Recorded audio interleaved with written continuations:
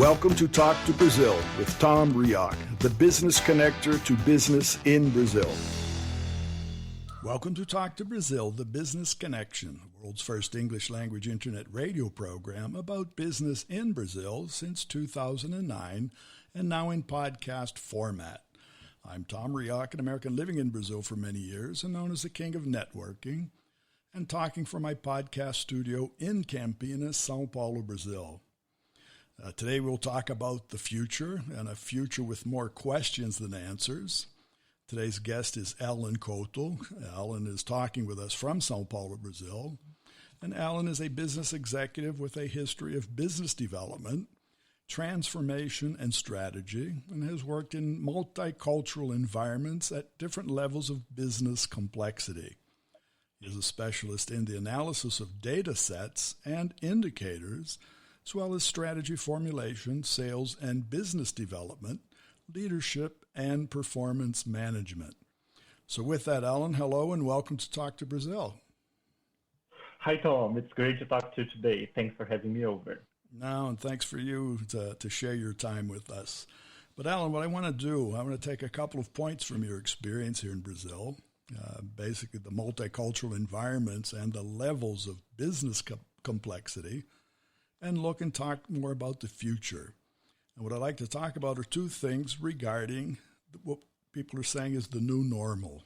Everything that I've heard and read shows it will be different, and there'll be no return to the past. And I feel a multi-skill sets and multicultural awareness will be the new starting points for professionals and for companies. What's your take on that? Well, Tom, we are living in unprecedented times, so I'm sure we're going to exchange lots of good ideas today, strive for best practice, and I agree with you when you say that we have a future with more questions than answers, and mainly because we don't know where and when the finish line is. When you talk about the future, I guess that as we navigate the days ahead, we are seeing moments of reskilling and upskilling. So people are being more and more demanded for problem-solving attitudes and a very strong power of adaptation. And when we look at our companies here in Brazil and the ways that leaders have been managing, we see that empowerment, trust, and accountability, they have gained lots of importance, in the sense that the idea of the big boss is over, and we are all expecting more an entrepreneur attitude from staff. And we've also seen that those who are digital are doing better, because the question remains, who was responsible for the digital advancements in our companies? The CEOs, the CTOs, or the coronavirus? So that's why I told you at the beginning that this unprecedented time we are going through is demanding and posing to us a different way of living and working and relating to people. So learning, for sure, is the word of the year. We are living decades in years. In short years. Well, I agree with you on the part of digital transformation, but what I've said and seen, digital transformation, talking about professionals, talking about people, is something that was happening in the world several years ago. And it's not something, it's something that's happening more because of the virus, because people have been forced back into a home or home working or other situations, and everything's become virtual. But what I feel, many professionals in the past didn't structure themselves. They weren't ready for a digital transformation even before the virus. And many of these people will or have already been let go from their companies. Exactly, because when we talk about digital transformation, we cannot simply talk about an online front office or a beautiful app. It's a matter of mindset as well. Right. So that's why many people are being let go, just as you said. And that gets back to what I call intercultural communication. Many times we talk about intercultural communication, we think of a language, but digital connection, digital connectivity is also a language.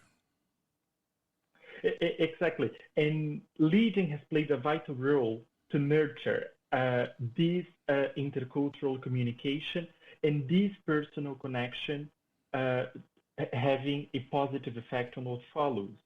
So change in management has become an enabling aspect of an organization life at every level. Mm-hmm. And we've been more and more asked to communicate to people. So we are constantly listening to log lines. And for example, if there is no log line, there's no sale. Right.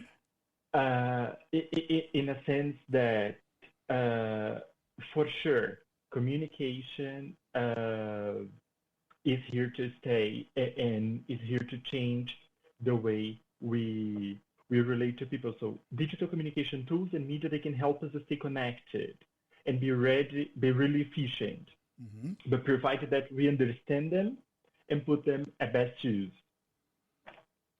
Now, you've had a lot of experience also regarding languages, training development in languages here in Brazil. And Brazil, as I've mentioned before in other podcasts, is a country where many people say they're learning a language, and many times it's English or other languages, but unfortunately they don't speak it or they don't use it. What's your take on that? Are Brazilians afraid to talk? Well, I would say somehow. Because sometimes what we see in classroom, when students are exposed to real life, they face different situations and different realities. Mm-hmm. So, and I would say that this communication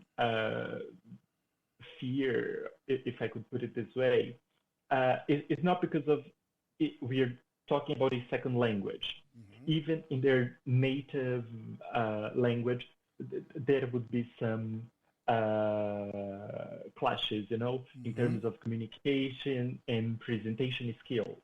Right. So I would say it's a trend to be developed.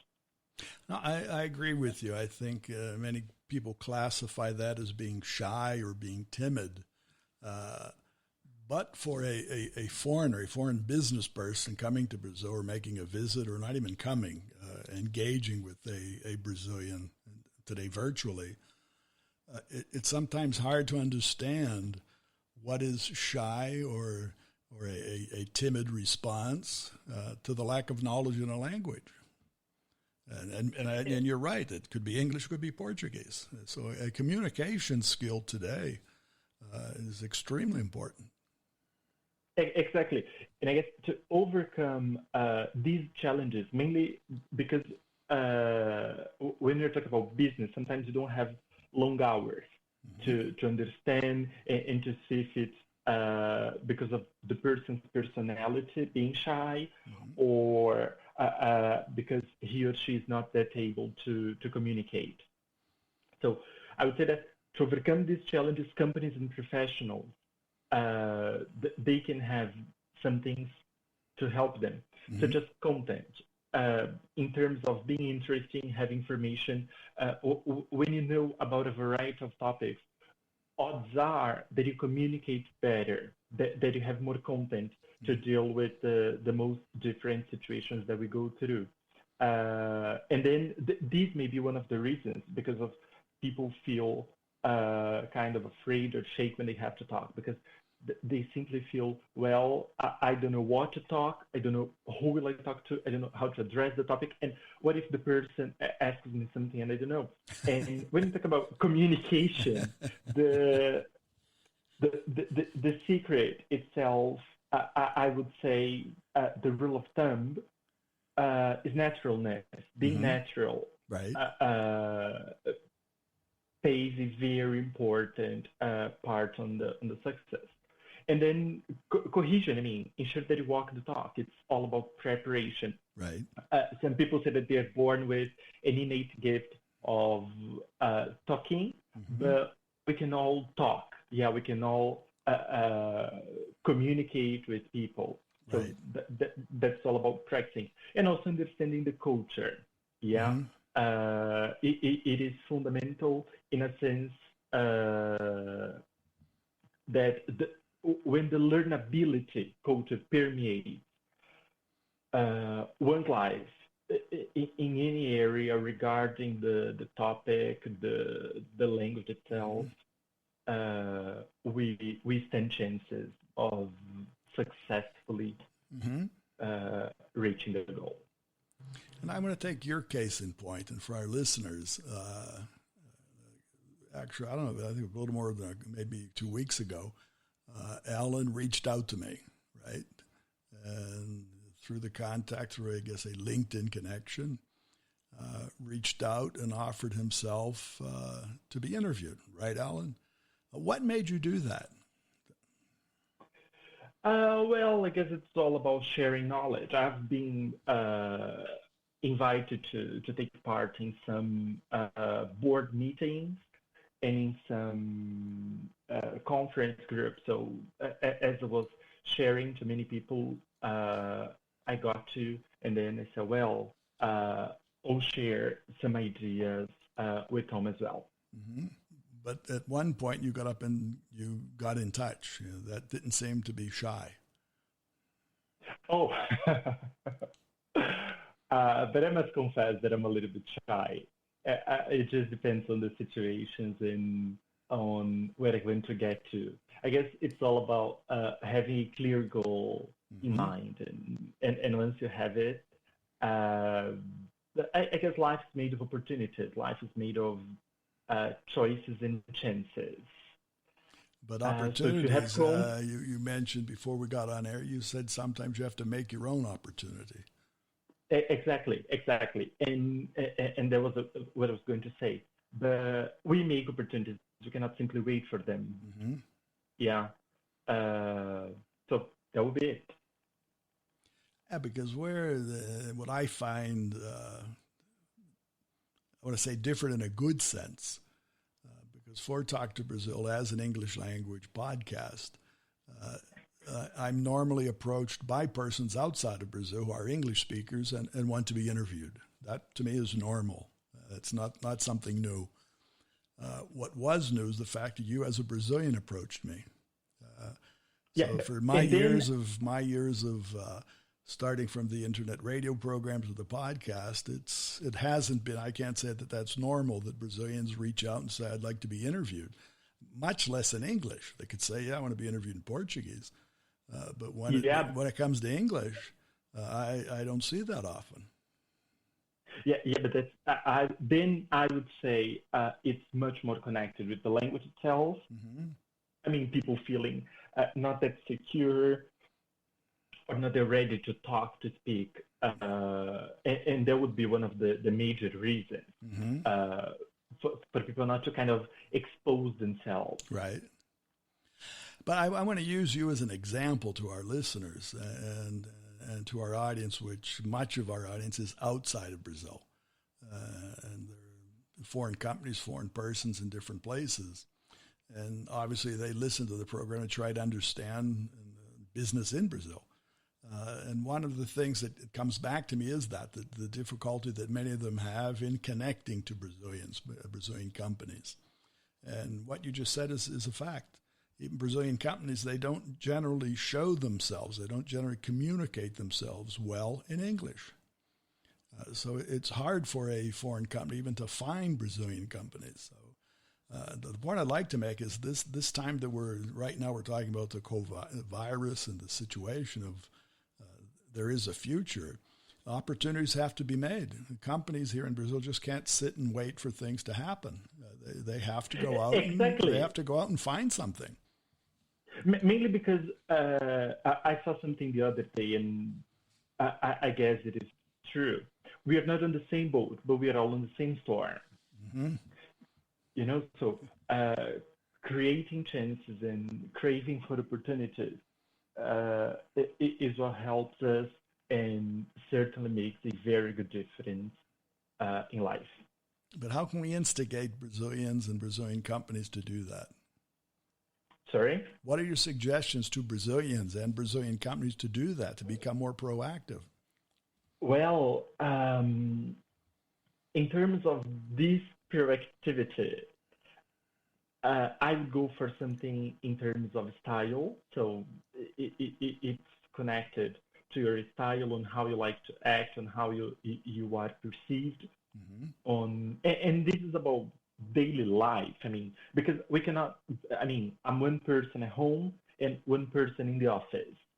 We cannot simply dissociate. Right. So it's kind of have a look, check the opportunities you have ahead, and I mean, if you find the space and if you find proactivity to innovate and prepare to this new normal and this new idea of shaping your future, Mm-hmm.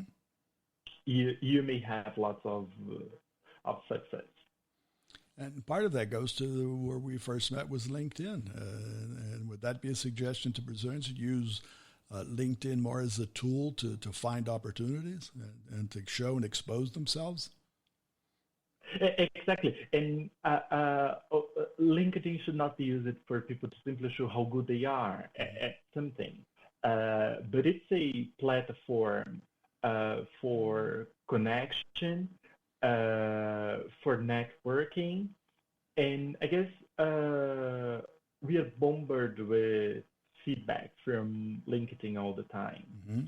In terms of the network you have, the kind of things you share, the kind of things you like, the content you produce as well. So I would consider it a very nice tool. I mean, it is worldwide. You have a free version. You just need to have a profile over there.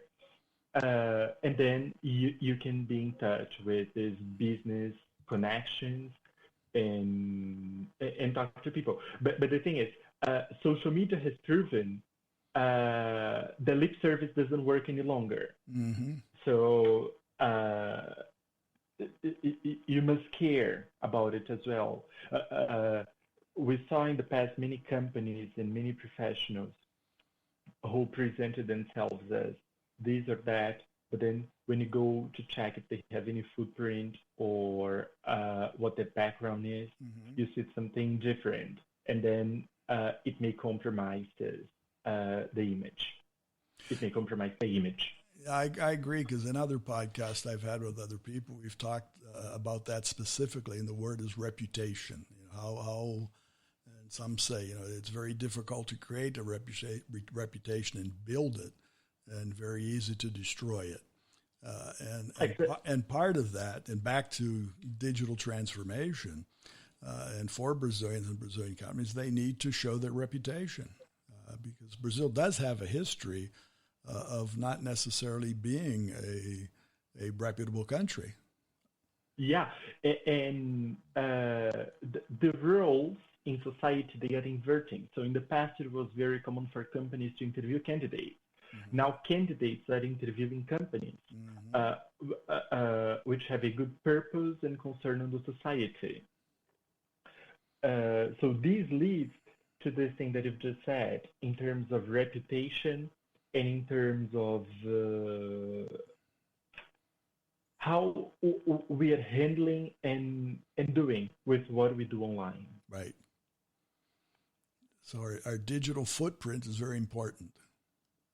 Exactly, it is. And this agile culture and this agile online positioning and this online reputation is and will continue being essential to help performance. I agree. That's going to be the deal maker and the deal breaker. Professionals or companies that don't do that, I don't think they're going to. You say you're not sure where the finish line is. I'm not sure where the starting line is. So, for people even to start to engage, they have to have a minimum of certain characteristics and skills that they have to show.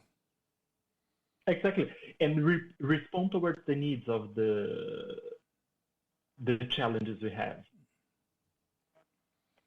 And the challenges ahead coming for you specifically, adapting. You're obviously in a home office situation, as almost everybody is. How is that adaptability? How is your reaction and conversation with other Brazilian executives in a virtual environment? Well, I guess home office has become the new compulsory norm for most workers, I would say.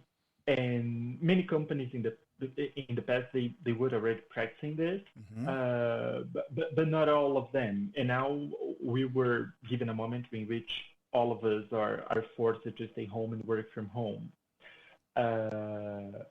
Unfortunately, it's not possible for everybody to work from home. Take, for example, a builder or a butcher, I don't know. But then the thing is, it's being helpful, and to the people I talked to, they see lots of quality. They see economy and finances in terms of we are saving money. Right. Because for us to have a desk with air conditioner, a fridge, and etc. at an office, it costs around 2,000 reais. Yeah, and then right now companies are not having this cost any longer. So and it's proven.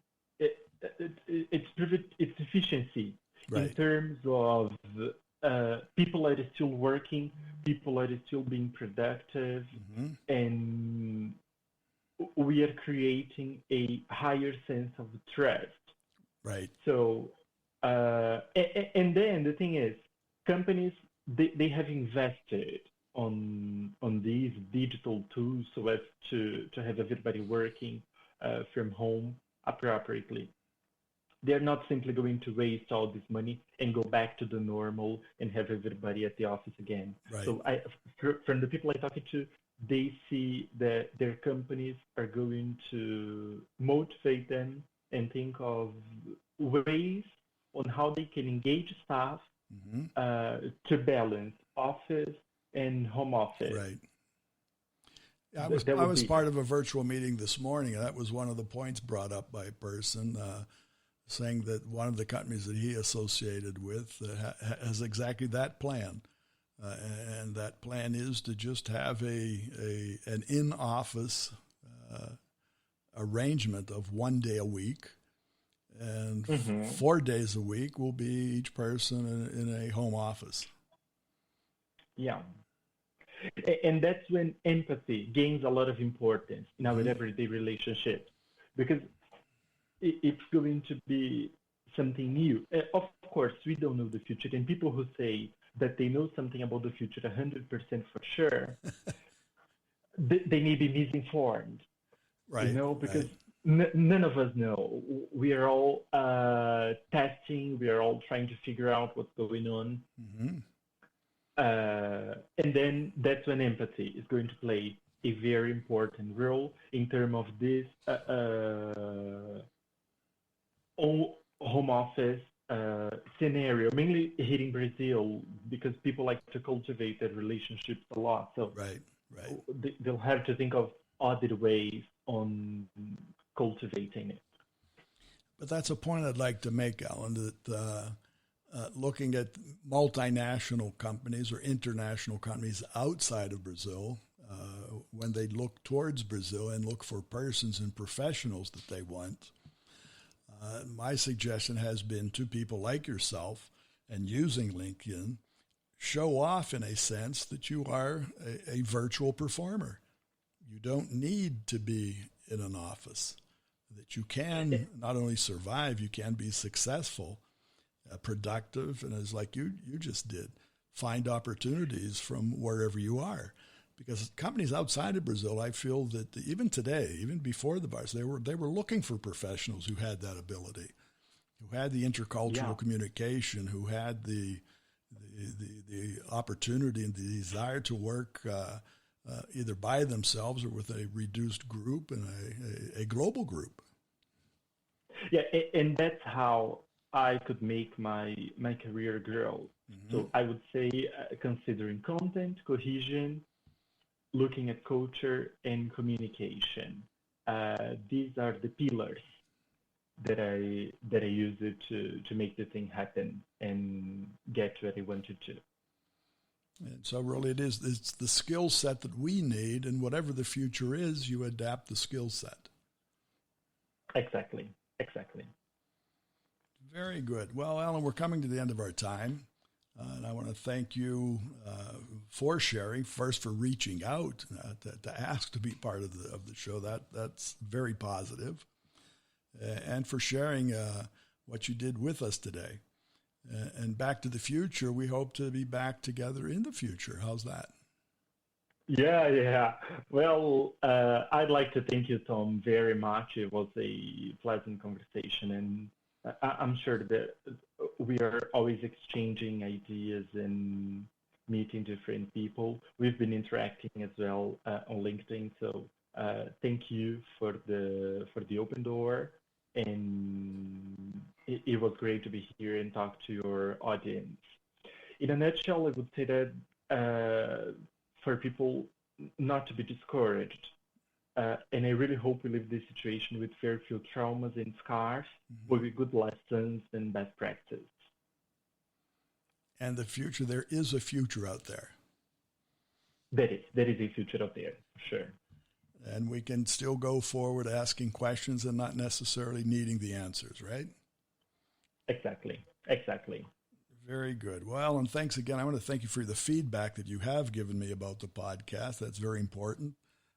Even for my growth and adapting the podcast to the listener. So that's important, and I want to thank you again for that, okay?